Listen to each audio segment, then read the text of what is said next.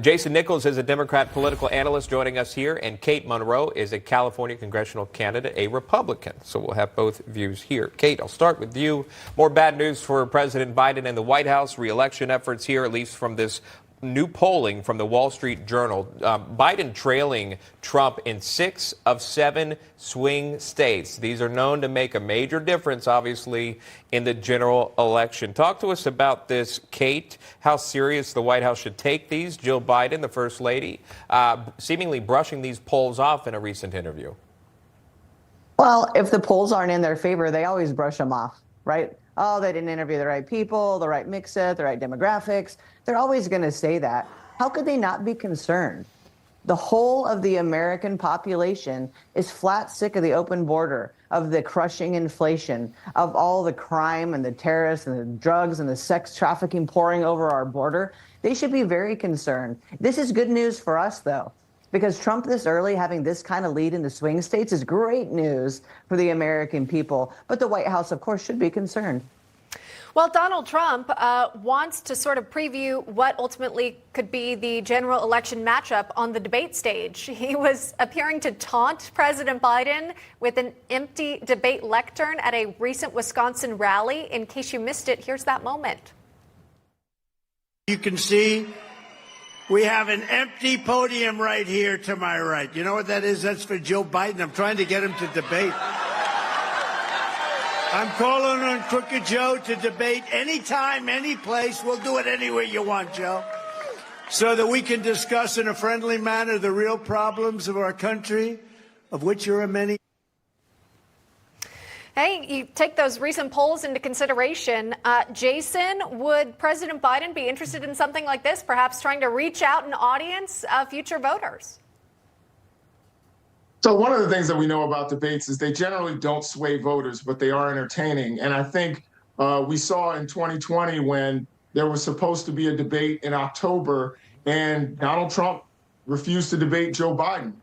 We saw he was supposed to, wipe him off the floor in a debate, and we saw Joe Biden actually win that debate. So I don't think Joe Biden is afraid to debate Donald Trump. I think there will be a debate between them. I don't know that a debate has to happen this early. I also would say that if Donald Trump is so interested in debating, why didn't he debate Nikki Haley? Why did he always seem to balk at that opportunity? He had an opportunity to speak to the American people and talk about his plans for the country and distinguish them from his other Republican candidates. And he refused to do that with DeSantis and Nikki Haley. So I'm kind of confused as to why that is. Now, as in reference to those polls, all of them were in the margin of error. And first of all, it's way too early to believe any polls. I think polls change. If that were the case, that polls were so strong and they held, then Hillary Clinton would have been president. So I don't believe in polls particularly this early. But even still, it shows movement, because a couple of weeks ago, I was on shows like this and people were saying, well, he's beating him by 5 and 6 points and 7 points in all these swing states. And now it's narrowed. So if anything, they can take some momentum forward and say that they're moving in the right direction. Yeah. Trump, you're correct. He did not show up at any of those debates, though still pulled away with the delegates enough to be the presumptive nominee. I wanted to point out, too, Trump never led Biden in any of the margins heading into the last election in 2020, Biden winning 6 of the states in the presidential election, with only North Carolina going to Trump in terms of the swing states. So this is a difference from 2020. There is a shift. If you do follow polls and you do believe in the polling and the science behind it.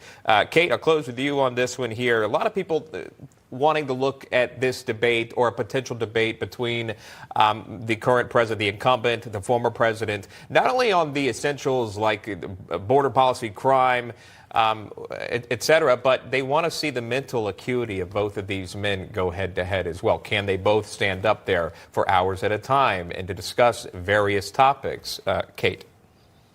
Well, I mean, I think, Trump is on the campaign trail talking for hours at a time all day long, almost every single day, rarely ever makes a gaffe. And we see Joe Biden every single day saying stuff that is doesn't make a lick of sense, is ridiculous, makes no sense even for the rhetoric of his own party. I would love to see them debate, but I do think it would be a bit of a clown show to see the two of them go head to head, because I think Trump would absolutely annihilate him on every single point that they would bring up, just from a record standpoint. Right? If you just look at the two times that the men spent in office, it's evident when we were safer and richer. It's not that difficult for the American people to make the right choice, in my opinion. Jason Nichols, Kate Monroe, out of time on this segment. Thank you both for coming on. Do appreciate that. Thank you. Thank you. You got it. Say goodbye.